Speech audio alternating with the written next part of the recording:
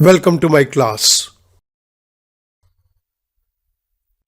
In Microsoft Excel program, there are a number of financial functions given to us. Here a complete list of all financial functions is given to you. All functions listed here are discussed in separate video lectures. Let us start. इस particular video lecture के अंदर मैं financial management के अंदर दिए गए फॉर्मूले को यूज करके future value of an annuity due को कैलकुलेट करूंगा. This is part number 2. इसी के साथ साथ हम एक्सेल के अंदर दिए गए फ्यूचर वैल्यू के फंक्शन को यूज करेंगे. Let's move on to the question part. इस एक्सेल शीट के अंदर हमें एक क्वेश्चन दिया गया है. Mister X shall make a recurring deposit for 5 years of rupees 1 lakh in the bank at the beginning of the year. How much money will he get after 5 years if the rate of interest is 12% per annum? Mister x यहाँ पर 1 लाख रुपया हर साल bank के अंदर deposit करेगा और वो 5 साल के लिए लगातार इसको डिपॉजिट करता रहेगा. बैंक उसे 12% रेट ऑफ इंटरेस्ट देगा तो 5 साल के बाद मिस्टर एक्स को कितना अमाउंट मिलेगा. This is a case of future value of an annuity due. Annuity means हमने एनुअल अमाउंट कुछ पे करना है. यहाँ पर 1 लाख रुपया हम 5 साल लगातार पे कर रहे हैं. सो this is A annuity due. मैं इस पर्टिकुलर क्वेश्चन को 2 तरीके से सॉल्व करूंगा.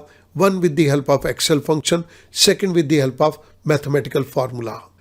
सबसे पहले मैं इस क्वेश्चन से कुछ बेसिक इनपुट्स को डिराइव कर रहा हूं. Rate is 12%. साथ में मैं इसका रेफरेंस भी देता हुआ आपको चल रहा हूं. It is the rate of interest. NPER, this is 5 years. It is the number of periods. PMT, हम कितना अमाउंट रेगुलरली डिपॉजिट करेंगे, दैट इज रुपीज 1 लाख. क्योंकि स्टूडेंट ये एक आउटगोइंग फंड है तो मैं यहां पर माइनस का सिंबल दे रहा हूं. It refers to instalment payment made annually. The next is present value. आज की डेट के अंदर बैंक के अंदर हमारा कोई अमाउंट नहीं है तो मैंने यहां पर 0 दे दिया. This PV refers to present value. Type के केस के अंदर मैं यहां पर 1 दे रहा हूं. It means payment is made at the start of the period.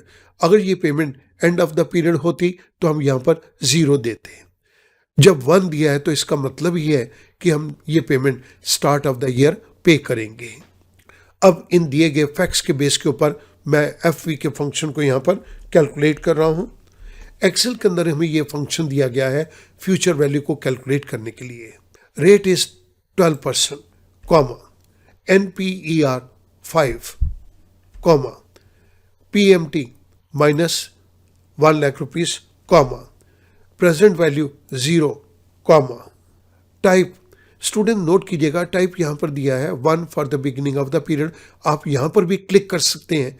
आप इस सेल रेफरेंस को भी सिलेक्ट कर सकते हैं. This is one and the same thing.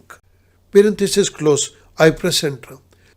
Mister X हर साल 1 लाख रुपया जमा करता है फॉर द नेक्स्ट 5 years तो उसे 5 साल के बाद 7,11,518 रुपीज 90 पैसा मिलेगा.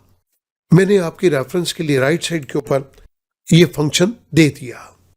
अब स्टूडेंट मैं फाइनेंशियल मैनेजमेंट के अंदर दिए गए मैथमेटिकल फार्मूला को यहां पर टेकअप करूंगा. फाइनेंशियल मैनेजमेंट के अंदर future value of annuity due के लिए हमें एक फार्मूला दिया गया है 1 + R. R is the rate of interest per period. This is multiplied by periodic payment which is the annuity amount.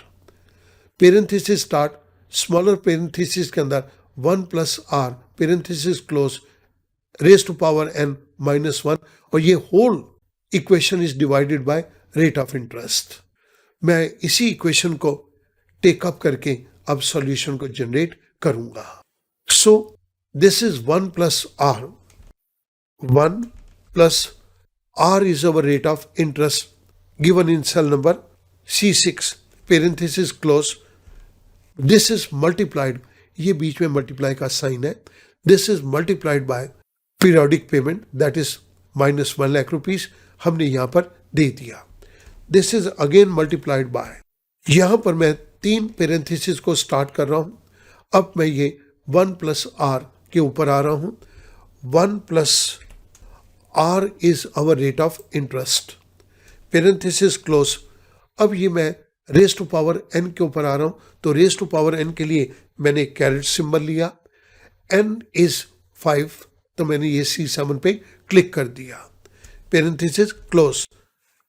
Now I am coming to this -1, ये -1, parenthesis close. This whole is divided by rate of interest. Rate of interest is C6. I press enter. जैसे मैं enter press करता हूं, आप देखिएगा mathematical formula ने हमें solution generate करके दे दिया. This value is exactly similar to the value given by FV function of Excel. We use this particular mathematical formula. I hope that this type of question will become very easy to you now. You can perform this function either with the help of FV or with the help of mathematical formula. Thank you very much.